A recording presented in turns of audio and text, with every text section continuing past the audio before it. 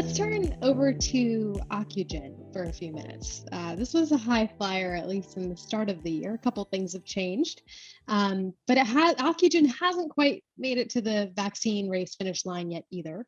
But it's one a lot of investors have been betting on. It climbed as much as 700%, I think, earlier this year after signing a deal to co-commercialize Bharat Biotech's vaccine candidate in the States. But it recently dropped its plan to file for an EUA for emergency use authorization, and the stock fell. So why did they do that? Can you explain to us what happened? Sure.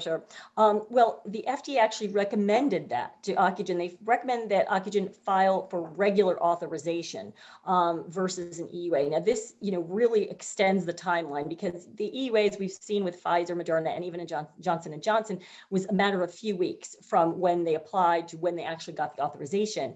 The regular authorization, regular approval review usually takes 6 to 10 months. So of course, longer timeline. Then the FDA also asked for more information. So that, again, that's going to add on some time. And Ocugen says it may even have to do a new trial. Now, right now, that candidate is in a phase 3 trial in India. So what that implies is the data, they've already started to report data from that trial. That implies that that data isn't enough and that they're going to have to do, as they said, perhaps a new trial. Again, that adds even more time. So really right now, I think investors didn't, this wasn't what they bargained for. They were thinking, this is a close to market product. It's going to be out soon. And so, stock really rose a whole lot. Now they're realizing that, well, this is something that it's going to be out. If it's approved at all, it's going to be a lot later. So it's a very risky bet right now.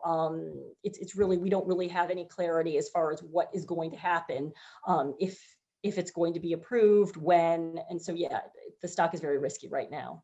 Yeah, I can imagine on top of the delay, to commercialize, there's also, the costs of re-upping a brand new clinical trial has got to be very significant too, right? It's not just the timeline that's a problem. Right. That's another thing that investors are probably thinking of is what is this going to cost Ocugen to get this to market? So that's another good point.